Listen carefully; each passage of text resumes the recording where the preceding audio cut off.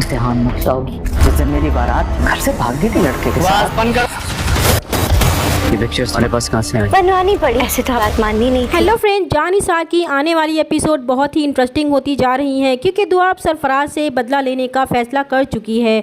दुआ को उसकी मां बताएगी कि फ़िज़ा एक बार फिर से मां बनने वाली है और उन्हें डर है कि फराज फिर से फ़िज़ा के साथ कुछ गलत ना कर दे, क्योंकि पहले भी फराज ने फ़िज़ा का बच्चा ज़ाया करने की कोशिश की थी। इसीलिए दुआ एक बार फिर फराज के ऑफ़िस पहुँच जाएगी तो सरफराज उसे अपने ऑफ़िस में देख कर परेशान हो जाएगा कि बेहतर है कि वो इससे दूर रहे और इसके सब्र का इम्तिहान ना ले, वरना वो इसकी बहन के साथ इतना बुरा करेगा कि वो बहुत पछताएगी। तो दुआ को और भी हैरत होगी कि वो तो डरने की बजाय उल्टा उसे ही धमकी दे रहा था, इसलिए इसे बहुत ज़्यादा गुस्सा आएगा कि ख़बरदार उसने ऐसा सोचा भी, क्योंकि गजनवी उसके कहने पर इसका और इसके घर वालों का जो हशर करेगा वो सोच भी नहीं सकता। वो शायद भूल गया है कि उसकी भी एक बहन है जिसका निकाह हो चुका है। अगर इसने सुंबल के ससुराल वालों को इसका किरदार बता दिया कि वो किस कदर घटिया और जलील इंसान है तो इसकी बहन को तलाक भी हो सकती है। इसलिए फ़िज़ा को नुकसान पहुंचाने से पहले वो एक बार सुंबल के बारे में सोच ले तो अच्छा होगा।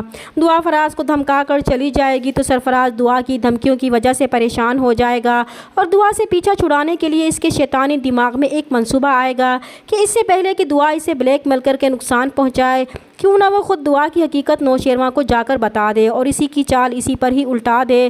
फिर वो सीधा नौशेरवां के पास जाएगा और उसे कहेगा कि वो दुआ के बारे में उससे बात करना चाहता है। तो नौशेरवां दुआ का नाम सुनकर चौंक जाएगा कि उसे दुआ से क्या मसला है। तो सरफराज नौशेरवां से कहेगा कि उसे तो दुआ से कोई मसला नहीं है, लेकिन दुआ को इससे मसला ज़रूर है। तो नौशेरवां हैरान होगा कि इसकी इस बात का क्या मतलब है, वो उसे खुलकर बताए। तो सरफराज नौशेरवां से कहेगा कि वो दुआ को सिर्फ इसकी साली की हैसियत से जानते हैं, वो नहीं जानते कि जिस दिन इसकी बारात थी उसी दिन वो किसी लड़के के साथ भाग गई थी। तो नौशेरवां दुआ के बारे में सरफराज के मुंह से ये बात सुनकर गुस्से से ही भड़क उठेगा कि वो अपनी बकवास बंद कर दे। अगर वो दुआ के बहनोई की हैसियत से इसके सामने ना बैठा होता तो वो इसकी ज़बान ही खींच लेता, क्योंकि नौशेरवां तो दुआ की सारी हकीकत जानता है और ये बात सरफराज नहीं जानता। वो तो नौशेरवां पर अपनी बात का उल्टा असर देकर ही डर जाएगा और किसी न किसी तरह अपनी जान बचाकर चला जाएगा। दूसरी तरफ कशमाला, जिसने नौशेरवां और दुआ के एक एक पल की खबर लेने के लिए अपने जासूस उनके पीछे लगा रखे थे, जब कशमाला को अपने बंदों के ज़रिए सरफराज के बारे में मालूम होगा कि सरफराज और दुआ एक दूसरे को पहले से ही जानते हैं और इनका आपस में कोई ना कोई ताल्लुक़ ज़रूर है, इसलिए वो सरफराज के बारे में सारी मालूमात हासिल करती है। तो उसे पता चल जाता है कि दुआ इसी लड़के के साथ भागी थी और इस बात का फ़ायदा उठाकर वो सरफराज से रब्ता करेगी और उससे कहेगी कि वो अगर दुआ को नौशेरवां की ज़िंदगी से निकाल दे तो वो उस काम की मुँह मांगी रकम देगी। और सरफराज जो पहले ही दुआ से जान छुड़वाना चाहता था वो इस सुनहरी मौक़े को हाथ से जाने नहीं देगा। लालची तो वो शुरू से ही था और अब तो पैसों के साथ साथ दुआ से भी इसकी जान छूटने वाली थी और साथ में वो नौशेरवां को भी इससे बदजन करके फिर से इसकी ज़िंदगी ख़राब करने पर खुश था। इसलिए वो कशमाला की बात मानकर एक प्लानिंग के तहत दुआ को मजबूर करके होटल में मिलने के लिए बुलाता है। तो वो भी सिर्फ अपनी बहन की खातिर उससे मिलने के लिए तैयार हो जाएगी।